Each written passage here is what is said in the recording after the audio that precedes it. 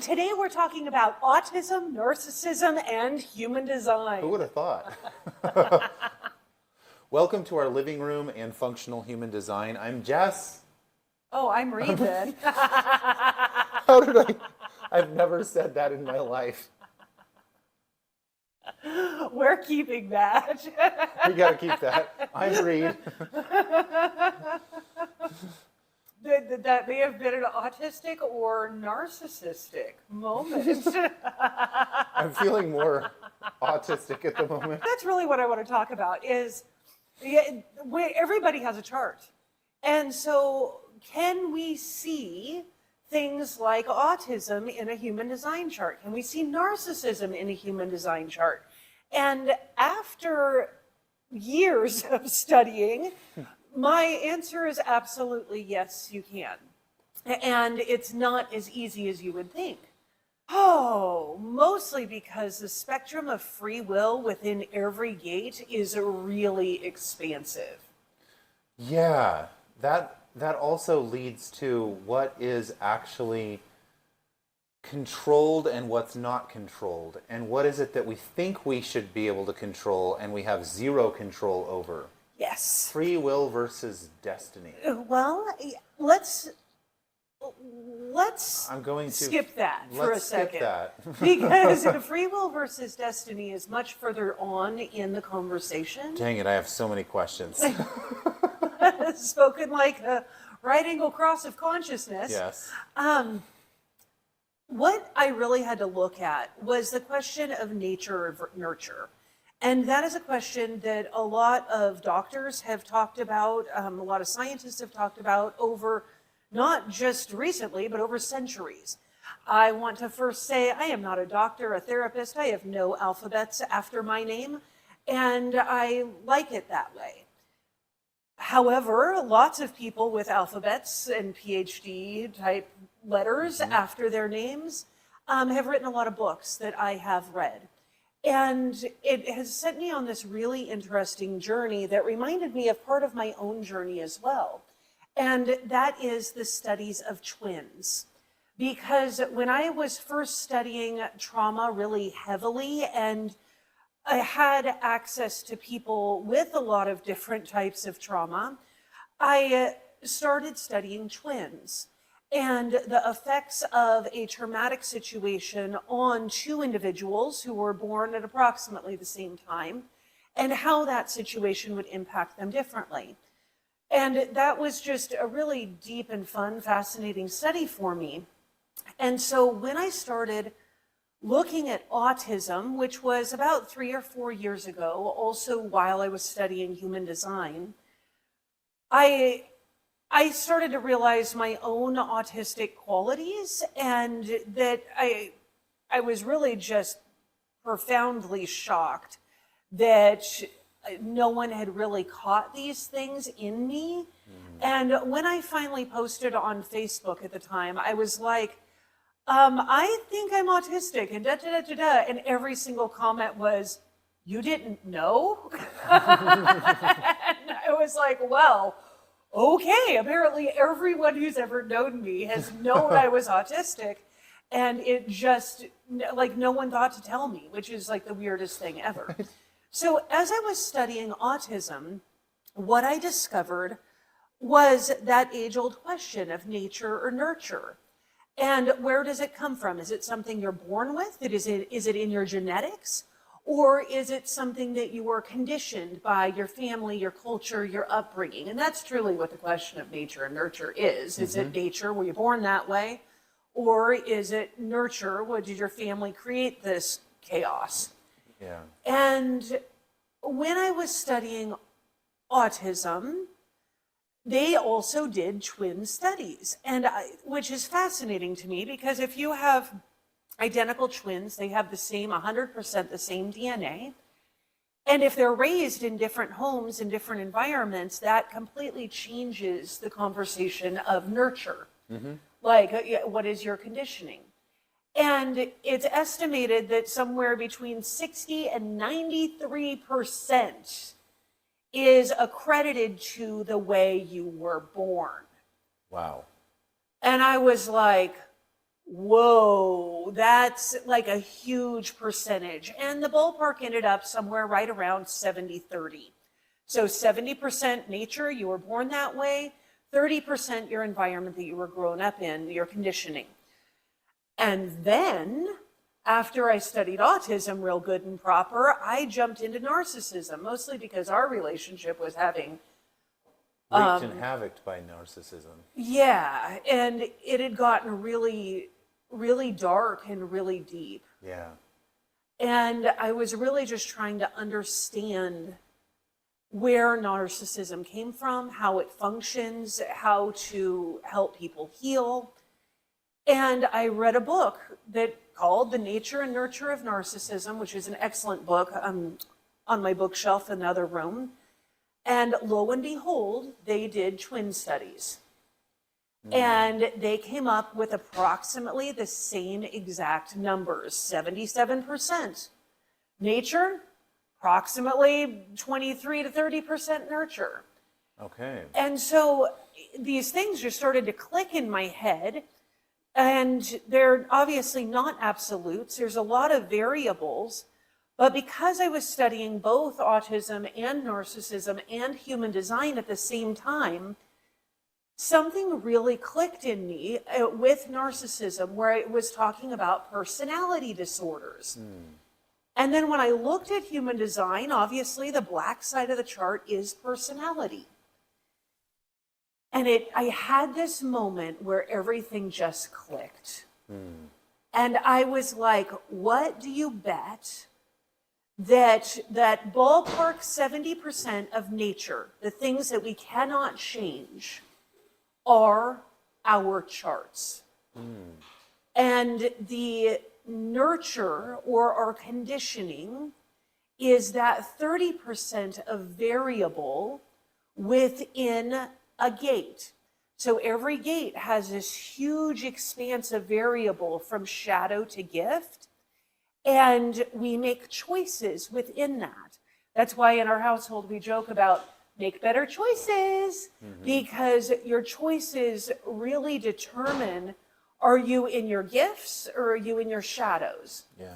Because we can't change that 70-ish% that is our chart. Our charts are absolute. I can't decide to suddenly not be charismatic. Right. I just always am. And that's something that doesn't go away. Right. Same with me being a manifester. I can't have this urge. I can't stop my urge to initiate something. And when I'm in my shadow, I may be initiating something that is very different than I ever wished for, because I'm living in my subconscious versus living in my conscious. Right. Yeah. So how does one go about studying their nature and nurture in human design so that they can really understand themselves deeper? Well, I think it starts with belief. Okay. Because I don't think anyone should just believe me. Be like, oh yeah, this chick on the internet said this thing and she's clearly not a doctor. Yeah, like, why should anyone believe me? And that was where I get excited about finding details. And genetics was something that I just love about human design. And on my wall, I have this entire family tree of my family genetics. And as I did that, I realized that both of my parents are right angle cross of the sleeping phoenix, and my oldest daughter is a right angle cross of the sleeping phoenix. And the world, our planet, is shifting. There's a 400-year cycle that is ending in 2027. And we have been in the cross of planning. We're shifting into the right angle cross of the sleeping phoenix. And my chart, which is a left angle cross of duality, is actually half like the chart of planning and half the chart of the sleeping phoenix. Wow. So I feel like I've got one leg straddled on either side of this huge shift that we're in the world. And I started studying specifically the channel of the 2034, which runs from the throat down to the sacral. There are 2 offshoots where it can go to the 57 of the spleen or the 10 of the G center.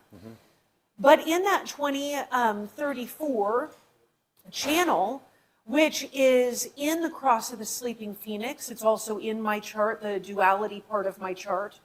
I started just really looking at who has the cross of the sleeping phoenix, and how can we see the variables of how different their choices can become. So first, we probably need to answer, what is an incarnation cross? An incarnation cross is a lot like your zodiac sign. So like, I'm a Gemini, you're a Pisces. Correct. And there's 12 of them.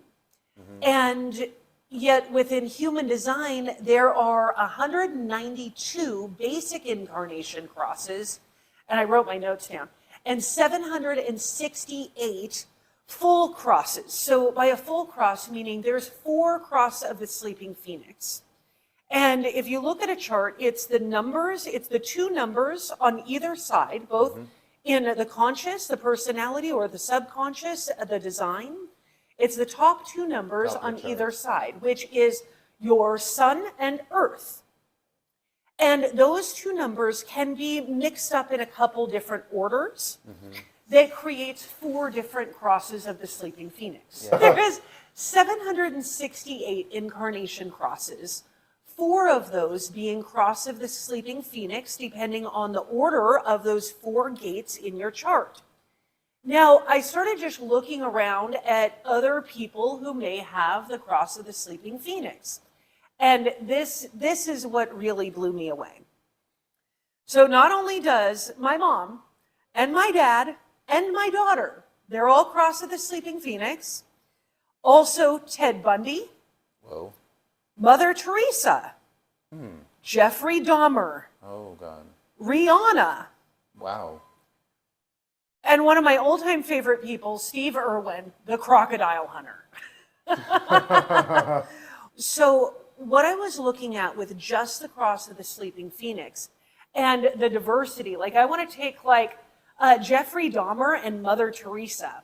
Now their charts are wildly different because everybody is unique, but they have this same, it's like a life purpose. It's a direction for your life. And yet we're talking about 2 people that could not be more different. Right. One is a serial unaliver and one was a humanitarian. Right. Now, they both, like Mother Teresa had faults. And every time I talk about Mother Teresa, the comments are always like, oh, she's such a horrible person, but she did a lot of good too. And we're comparing Mother Teresa to Jeffrey Dahmer. Right. Like we got to look at a spectrum here. Yes. And so when we are looking at free will, that is an enormous variable. It is. Even though it only takes up approximately 30% of our chart or our design. Right. That's still a lot to work with. Wait, it's our conditioning. That in my mind, and when we have this 70-30 split, the 70% is our chart. That is solid. The 30% is the free will the choices we make in the difference between being Jeffrey Dahmer and Mother Teresa. Wow. That's because there's a lot of choices there, right? Yeah, I can see, when I look at this, it's so easy to be hung up on how much free will I don't have, which is actually part of my design as a manifester, because I like to think that I can do anything. And I don't want anything to stop me back or slow me down. So there's these nuances. Being able to accept one side that this is who I am, this is my gift, this is who I am. This is my shadow, this is who I am. And accepting that makes it a whole lot easier for me to be like, okay, here's what I can do with my free will. Otherwise, you get stuck in this endless hell loop of not being aware, not understanding.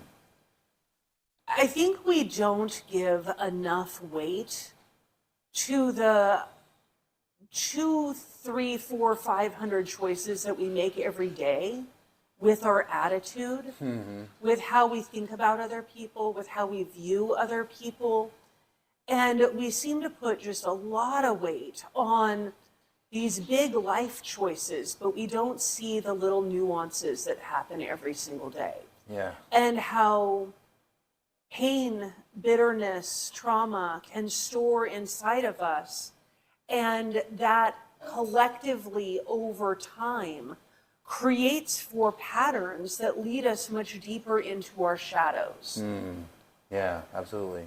It really, we just need to see, for me, what was so profound was seeing who I am and those things that I cannot change, and then realizing what I do have the power to change. It reminds me of the serenity prayer.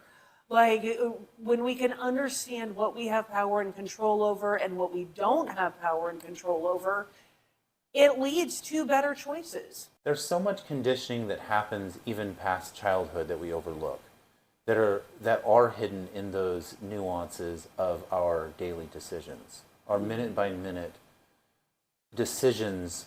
Are we going to feel this? Are we going to sit with this? And then what kind of decision are we going to make with that? Right. And it just happens over and over again. Ooh, can I bring up an example? Yes. Because when you and I first met, you were very strong in your manifestor energy. You were 19 years old, had just built your parents' house. Yeah. And like, it was not just a normal house. It was a straw bale house. Yeah. It was remarkable. You had like lived off the land for like 2 years and had worked with Kind of. inspectors. Yeah. I worked hard to get what I wanted, and it was more than what I wanted. It was that I had a goal to really nurture my parents, which seems really odd. It's like, but I guess if you study it deeply, Well, if you study narcissism really deep, and where you it comes never from. had that nurturing. Yeah. And so Narcissism is the shadow of a lack of power or a lack of feeling of power. And in that lack of feeling of having power, you lack a sense of togetherness or oneness. Specifically, being known for who you are or being rejected for who you are. And in this process of building this house and seeing that I didn't have any approval from them. And then meeting you, and it was worse. It was like, well, I don't approve of the person you're going to marry. I don't approve of any of your decisions at this point because you broke one unsaid rule, or, like, you should have known better. And when they took everything from me, I interpreted it as they took a part of me from me. Like there's a part of me that's missing that will never come back.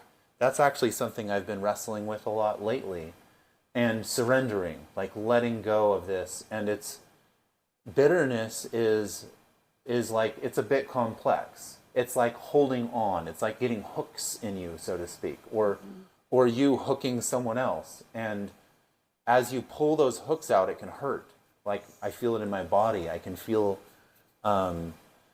it's a different sense of knowing the world and knowing who I am in the world.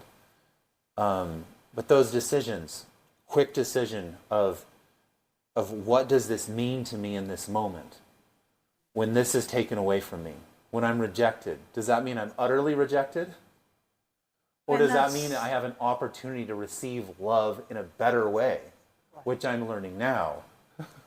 Right, because your parents took from you, they took your power in so many ways, because they rejected the safety and security that you provided for them. Right. But they kept the house and discarded you. Exactly. So it's like objects became more important than me. Right. To them. And then that caused you, in the depth of your narcissism, to really make objects not matter. Exactly. So that you never lost the people you loved. Exactly. Objects could not matter for me to hold on to that loss, Right.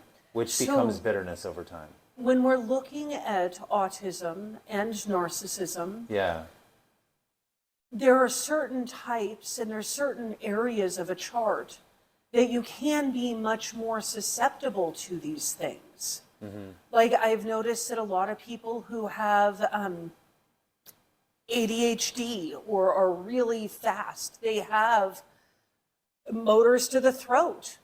Almost everyone I've talked to who has that 2034, like we're time benders, we go so fast and then we crash hard. And learning to balance that, slowing down has been the hardest thing that I think I've ever done. It's like all of us are this wiring, this energetic wiring that is missing elements. That's what those hanging gates are, that create what feels like inadequacies in us. When I was looking at autism, there's a lot to do with the hanging gates, where we feel that longing for the other side of the gate. But so much of neurodiversity is about brain function and how we think, this bottom-up thinking, this pattern recognition. It's that we as a society are categorizing things differently with labels. And sometimes those labels can cause us a lot of harm because it prevents us from seeing the more fullness of who we are. And like with autism, I've really struggled with existing in the world, like not just being misunderstood, but being like there's no safe place for someone who is honest or has a sense of justice or lives to, like I've always lived this sense of integrity. Like I exist as though everybody's watching me all the time. Yeah. So I don't have any secrets. There's no skeletons in my closet. And I thought that everyone lived that way because my mother told me everyone lived that way. And when my daughter, who was across of the Sleeping Phoenix, started reading my mind, my mom's like, yeah, that's normal.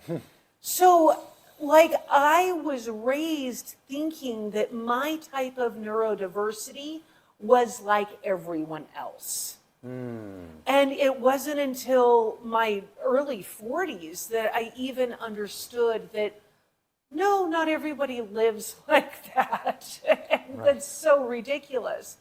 But then when I started studying narcissism, it's such a different avenue, a different look at it, because there's an openness in certain charts that made you to appear to me to be much more susceptible to narcissism. Whereas in my chart, I was much more susceptible to being a psychopath, like completely lacking emotion and being able to commit heinous acts because I was lacking emotion. Whereas your openness, that sponge, being a sponge for everything around you, really kind of combined with your gates, it made you much more vulnerable to narcissism. Absolutely. The more I learn about my chart, the more I see that there's a gift that can come from understanding oneself versus being all about oneself. And I don't remember what gate that is or how that plays out, but I'm learning that there's these polar opposites within the shadow and the gift, and the more we can accept that they're polar opposites and accept that our conditioning really has been the way it has been, and forgive our conditioning, not just forgive the people who conditioned us that way or the way we conditioned ourselves to believe a certain way, but to just accept and let go of the conditioning itself. Sounds like you're speaking about the 10. the 10 coming off the G center. Yeah. Yes. Yeah, that That would be the is, 10. there's a lot of people that really struggle with the 10, and the 10 seems to be one of the many gates that are ear markers. Is an ear marker a thing? I Yeah, don't ear know. marker. They do it to The, cows. the 10 is one of the first gates that I look for when looking for narcissism in someone's chart, and then asking questions based on that, because you really can. Now I can look at someone's chart and within just a few questions really be like, no, I'm obviously not diagnosing them. However, they really do seem rather susceptible to a lack of empathy, extreme self-centeredness, and just a controlling nature. Yeah. And that is basically what narcissism is. I just don't diagnose anyone. Yeah. But we can use charts in order to help people make better choices. And it was because of human design and understanding what I do about autism and narcissism and your chart was how I was able to better go to war with you and fight you, because I knew the pain and the bitterness that you were sitting in, the trauma that you were experiencing, and you were very clear in that you did not want to continue to be that person, Yeah. but you didn't know how to see outside. Correct. Yeah. And so it was through my research, that I was able to see you and then kind of guide you into seeing yourself and your conditioning more clearly. You did incredible at that, and you had to challenge me. You did challenge me quite a bit just to get me to look at it, because it's when you first see your chart, and it's so frustrating to see that you're living as in your shadow, almost entirely in your shadow. It's like, who am I is the question constantly, and it's not as easy as just discovering who you are. Often there's character development in order to understand who you are. And I think that's something that's super overlooked when a lot of people are teaching human design. Instead of looking at the functionality of it and how it plays out in our lives and how we literally can use our free will, they're focusing on here's the superpower of your gift. And they're just they're just driving it home.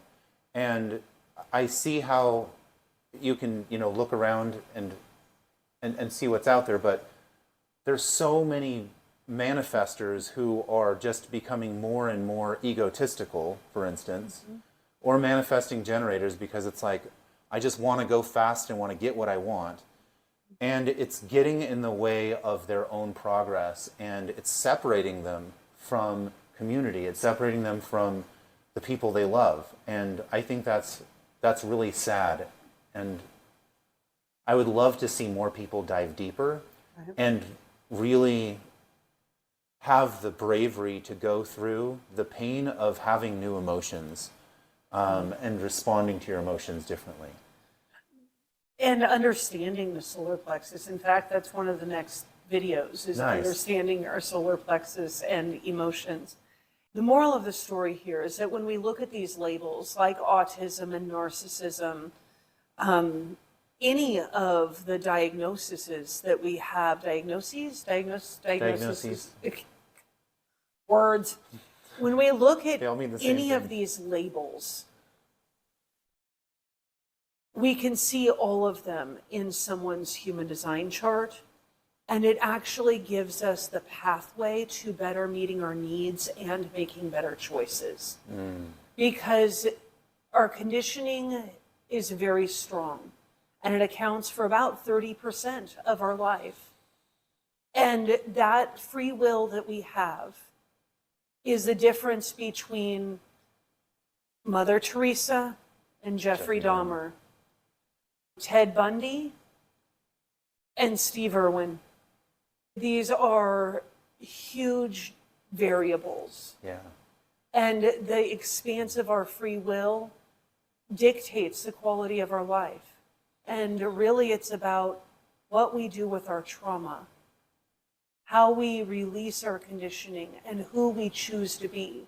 Because every single chart is absolutely stunning. Not choosing is choosing. Right.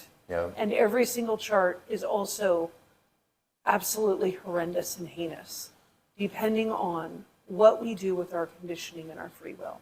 Wow. We made a radical switch up in our little plan that we have going now.